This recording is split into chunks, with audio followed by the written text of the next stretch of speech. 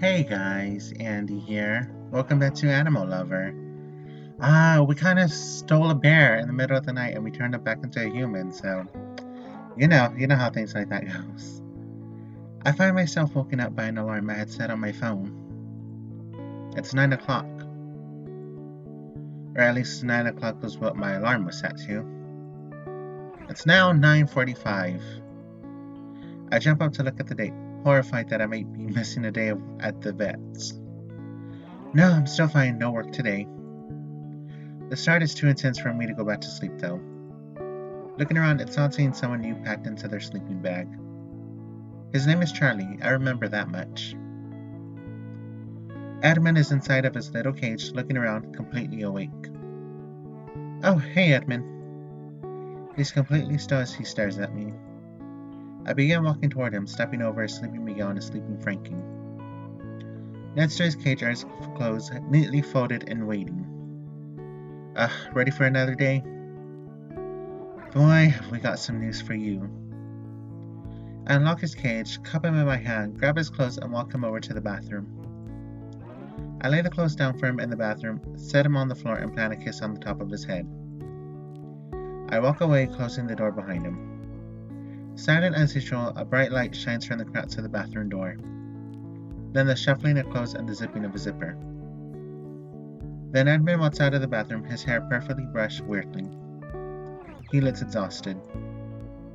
Hi there, Andy. You said you had news? Yeah, I'm gonna wait for everyone else to wake up before we all sit down to talk. So you guys made progress last night then? Yeah, quite a bit actually. I saw the new guy there. His name's Charlie. When's he from? Last year. Huh, that's good, right? He might know more than us. He certainly was able to shed some light on the situation. Well, now you're keeping me in suspense. Shit, Andy, what time is it? Katie says underneath her covers. Katie, it's like 10. Why are you up at this ungodly hour?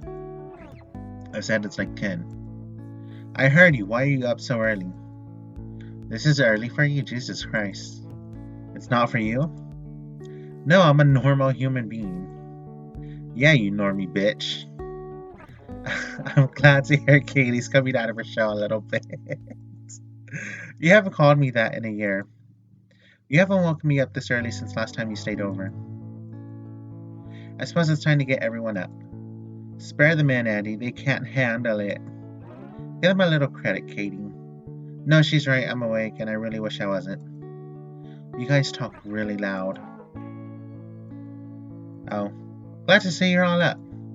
That's not funny. It wasn't meant to be. We've all got a lot to talk about. I'm hungry. Me too. I don't think I can afford to feed 6 people right now. 7, including me. I'm almost completely out of money. Can you afford if I pay for half of it? As long as we don't go somewhere expensive. Danny's?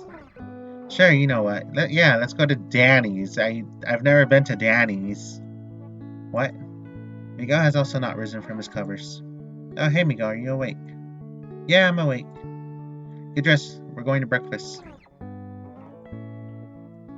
Huh, oh, hi there. I forgot that you guys were getting someone new last night. Oh yeah, me too. Yep, we got him. Guys, this is Charlie. Charlie, these are the guys. Say hi. Sup? Charlie, would you like to get some breakfast? Whatever, sure. You heard him. Up, everyone. Let's get some food. We end up at Danny's Diner, a chain restaurant, mostly a breakfast place, but open 24 hours a day. Where does that sound familiar? Katie drove half of them. I drove the other half. Edmund and Miguel don't seem as hopelessly tired. Everyone's sitting down with sleep in their eyes. Charlie especially. Katie seems to be deliberately avoiding Miguel, but glancing at him a lot.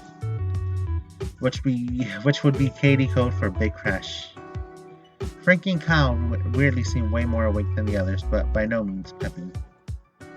I think I know what I want. You didn't look at the menu. If they don't have Belgian waffles, I'll look at the menu. Okay then. Any ideas what you guys want? This is weird. Huh. I don't know, I'm just sitting here with you guys getting breakfast after being broken out of a zoo. It's weird, I don't know. Some weird magical shit happens and a year later you're sitting at Danny's with a bunch of people you've never met before and clothes that aren't yours. Oh, I'm sorry. No, it's fine, I'm just bugging a little. Nothing, a few pancakes and a big smile count fits. Who the hell is this guy again? That's Kyle. Ah, cool. Do you know what you guys want? Everyone nods and it's back toward me. So Charlie, would you mind telling Edmund, Miguel, and Katie what happened to you? Edmund leans in very closely toward Charlie, his ears perked up and his eyes wide. Miguel is more casual as he looks at Charlie, ready for the information as it comes, though not as excited to see it. I was going to the grocery store. I remember it being a particularly bad day. I'm walking into the store and there's a lady with black hair behind me. I hold the door open for her. She doesn't walk through. I'm watching Edmund and Miguel as he talks. Miguel's frown is becoming more pronounced. Edmund's eyebrows are furrowing. She starts getting all bitchy. She's like, you know damn well I can hold it open myself, thank you very much. And while I don't give her shit back or anything, I do defend myself. I tell her I was just trying to be nice. She starts completely wigging out. Going completely nuts. Wait, hold on. What would you like? I'm up first. Stack of pancakes, a great sound meal with bacon and toast. I'll have the biscuits and gravy. I'll have the Belgian waffles. I need the Great Sam meal. That's what I always get. I mean, the Great Sam. I totally get a Great Sam. Not a Great Slam. I get the Great Sam meal when I go to Danny's. Katie orders large. Miguel gets a large meal and asks if it's a problem, which we say is fine. We all receive some water and Charlie continues. Yeah, so anyway, this lady at the grocery store, she bitches me out. I bitch back. Then she starts floating up in the air, eyes glowing and hair lifting over her shoulders. She starts screaming about how I'm going to regret what I've done. The world will be pure for my absence. And I remember the name of the Grand Witch, Adara. Just as I thought. I suspected something about the witch's name was what got to Frankie and Kyle last night. And like I suspected, Edmund and Miguel completely change when her name comes up. Adara. Miguel's shoulders raised and his fingers stiffened over the table. And Edmund? It's hard describing what on earth happened to Edmund.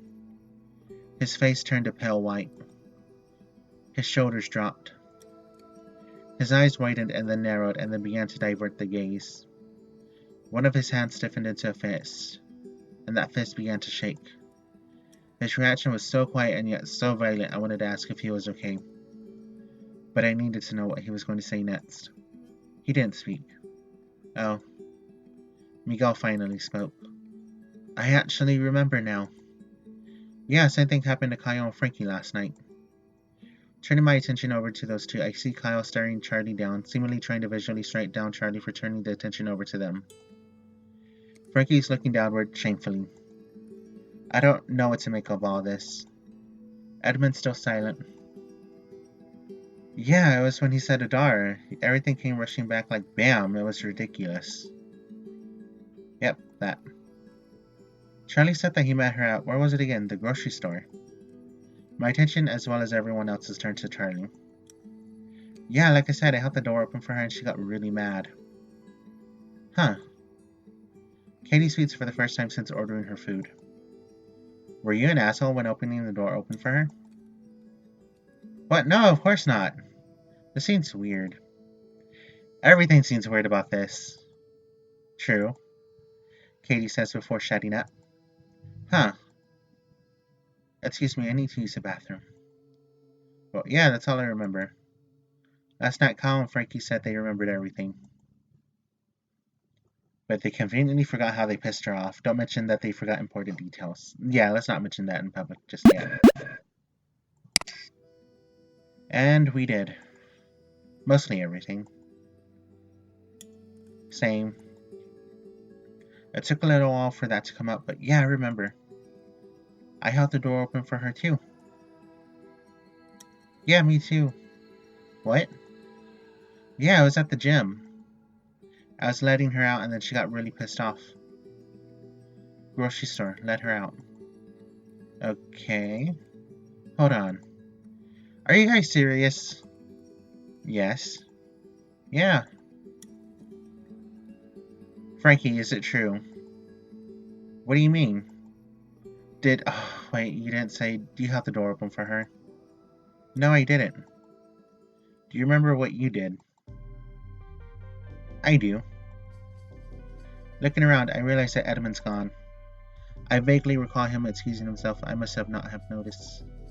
Well, I, uh, come on, spit it out. I may have slapped her ass. Oh, Jesus Christ, Frankie. Oh my god. You didn't. That's horrible and hilarious, but I don't know which option to go with. For me, it's really fucking funny, but that is an awful thing to do. That is indeed horrible. Wait, now hold on. That was the 50s. This wasn't as horrible as it is now. Some women found it flattering. I know how hard it is to believe, trust me. But I mean, it was like a high five, but I don't know for women. Like, good job on those sports today, champ. Whap. And then nothing bad happens to you, usually. Plus, the bra burnings hadn't happened yet, so it wasn't really offensive back then, right? The what? I'll explain later. Frankie, calm down. I'm not going to pretend I was there. That's pretty awful, but I wasn't there. Healthy way to look at things, I guess. I'm still getting over the fact that Edmund killed a guy. What? Don't worry about it. I promise you it's not so bad. Well, I mean, it's kind of bad. But I'm starting to come to terms with the fact that you guys are products of your time. It's weird, but I understand. That's still kind of fucked up, Frankie. Nobody knows it better than me, Andy. Seriously. I maintain the right to be angry with you if it starts to get to me. Sure. Anyway, what I'm curious about is why did you want to slap a witch's ass? The guys were telling me to. The guys. At work, Carla, it was a, hostile work environment? Yeah, that. I like that term, that's good. Okay, weird. It's not that weird, or it wasn't. Or maybe it was. I don't know. A lot of pretty girls got their asses slapped back in the car lap. If you didn't, then you were seen as, wait. Hey, wait a second, where's Eddie? I think I saw him go to the bathroom. He's been in there a while. The blonde guy? I don't know, would you call it blonde? He's definitely in there. Food arrives and everyone begins to dig in. My breakfast platter's bland, the portions are small, and the eggs are dry and poorly scrambled. Oh, that's so sad. I love when I go to Danny's and get the Grand Slam. I didn't get anything. Probably a smart choice considering the poor-looking meals everyone else got. Kyle, you're an idiot. These pancakes are terrible, and all the smiles in the world couldn't help my mood.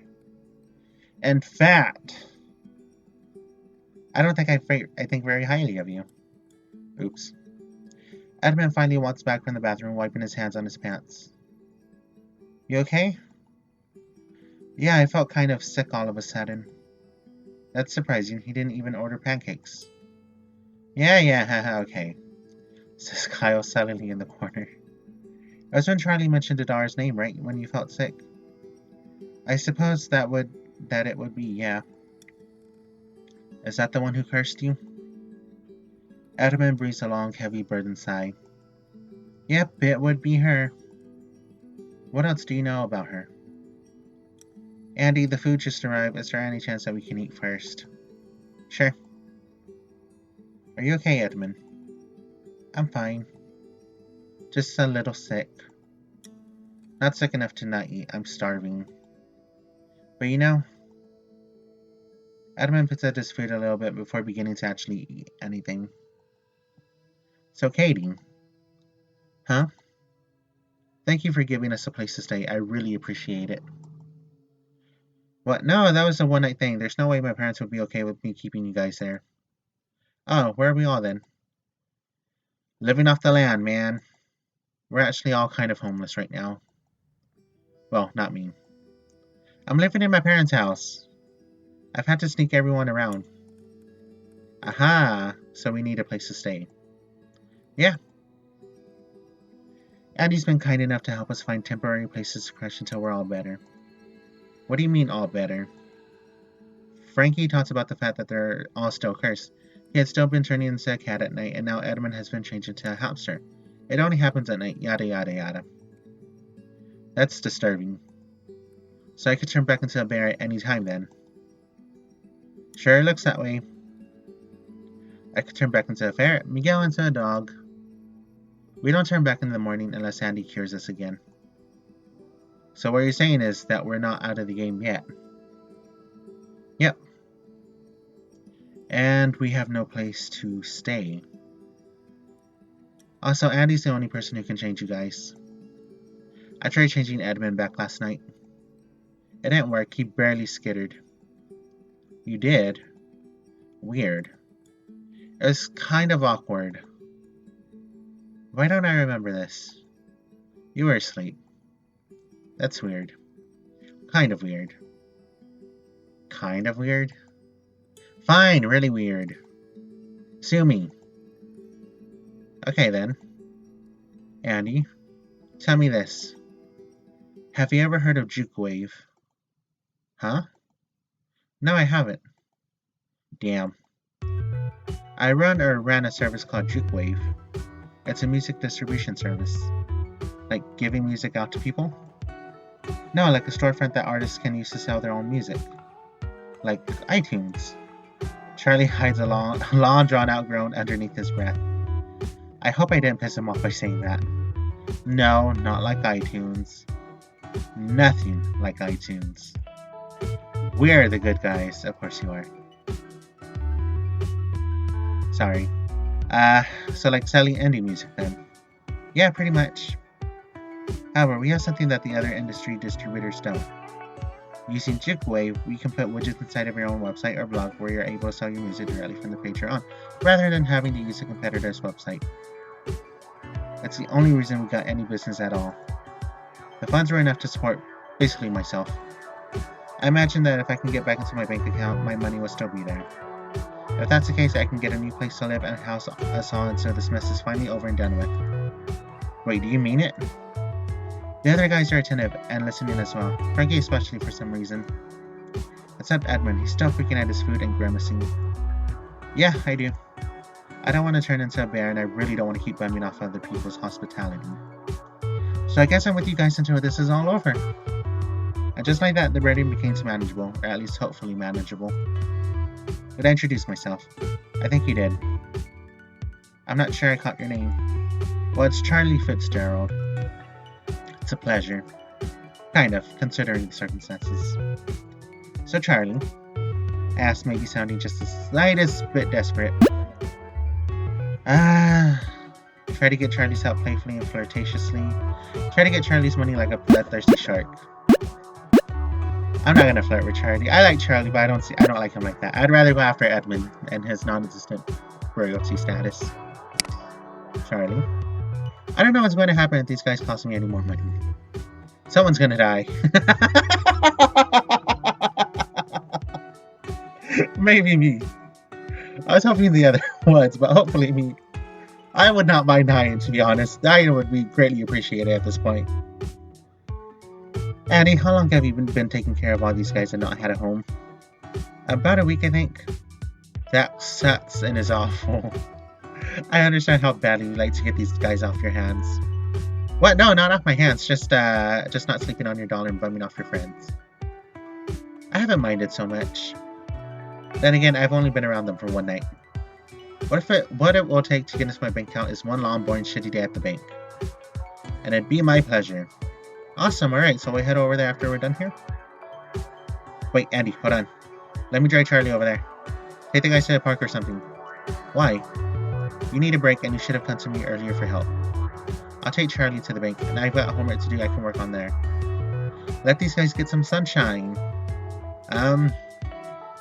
What would you guys think of that? Of course, the nods and relief sighs. I haven't been to the park in years. I've actually gone pretty recently. Dog park, but same difference. Thank you, Katie. It's fine, really. Hey, is Edmund okay? I don't know. Maybe some time to relax would be good for him. Alright. Why don't we get out of here? Chapter 7, A Day Off. I'll continue that in the next installment of Animal Lover. Oh my god, I love this game so much. It's fucking ridiculous how much I love this game. But yeah, as always, thank you so much for watching. I hope you're enjoying the series. I know it's going to be pretty lengthy, but I love this game. I'm going to keep on playing. It's going to be installed on my computer forever. I want to try everything I can there in this game. But yeah, as always, thank you so much for watching. I'll see y'all very fucking soon for some more kick-ass content. More Animal Lover. I'm just doubling up on it so I can finish it soon. I have something very special planned as it is my 1-year anniversary this Sunday. I have one video coming out tomorrow I need to work on for it. More Animal Lover this Friday, and we'll see how next week goes, because I've been playing a lot of stuff with Dylan. And by stuff, I mean Overwatch, so we'll see how that goes. But as always, thank you so much for watching. I'll see y'all very fucking soon. Bye for now. Bye for now.